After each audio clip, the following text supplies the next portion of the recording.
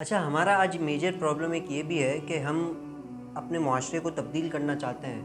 ہم یہ چاہتے ہیں کہ ہمارا معاشرہ ترقی کرے، ہماری سوسائٹی گرو ہو، لیکن ہم اپنی ذات میں تبدیلی کرنا نہیں چاہتے.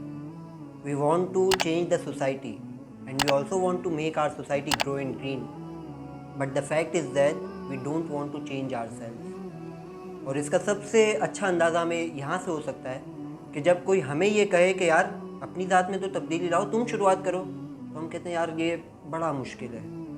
حالانکہ قطرہ قطرہ سمندر بنتا ہے. وہ کسی شاعر نے کیا خوب کہا تھا کہ افراد کے ہاتھوں میں ہے اقوام کی تقدیر، ہر فرد ہے ملت کے مقدر کا ستارہ. اور اس روئے زمین پہ ہمارے اسلاف، ہمارے بزرگ ایسے بھی گزرے ہیں کہ جنہوں نے اپنے کردار سے، اپنی ذات سے، اپنے اخلاق سے اس پوری روئے زمین کا نقشہ ہی بدل کے رکھ دیا. جیسے حضور نبی کریم علیہ السلام نے ارشاد فرمایا کہ پچھلی امتوں میں دو افراد تھے.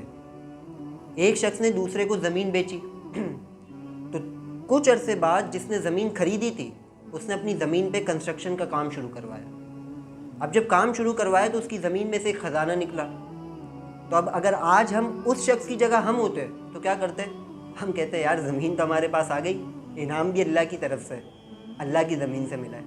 لیکن وہ شخص انعام کو لے کر، خزانے کو لے کر اس شخص کے پاس چلا گیا جس سے زمین خریدی تھی. اب جب اس شخص کے پاس آیا تو اس نے کہا کہ میں چونکہ تمہیں زمین بیچ چکا ہوں تو یہ خزانہ بھی تمہارا ہے، اب میرا کچھ بھی نہیں ہے، زمین بھی تمہاری اور اس کے ساتھ جتنی چیزیں یہ سب تمہاری. اگر ہم اس شخص کی جگہ ہوتے جس نے زمین بیچی تھی تو ہم کیا کہتے؟ یار بڑا ہی اللہ کا نیک بندہ ہے، زمین بیچ دی، خزانہ نکلا، مجھے تو یاد نہیں تھا، رکھ لیتا. لیکن ہم کیا کرتے؟ ہم خزانہ خود رکھ لیتے، یار اللہ کی طرف سے انعام ہے. لیکن اس نے کہا کہ نہیں، خزانہ بھی تمہارا ہے. اب ان دونوں میں آپس میں بحث چھڑ گئی. ایک کہتا ہے خزانہ تمہارا ہے، ایک کہتا ہے خزانہ تمہارا ہے. حالانکہ ہمارے دور میں یہ ہوتا ہے کہ خزانہ میرا ہے، دوسرا کہتا ہے خزانہ میرا ہے. اتنے میں تیسرا شخص آتا ہے. جب وہ سارے معاملے پہ مطلع ہوتا ہے تو وہ ایک شخص سے پوچھتا ہے کہ کیا اللہ نے تجھے بیٹی دی ہے؟ تو وہ کہتا ہے بالکل دی ہے.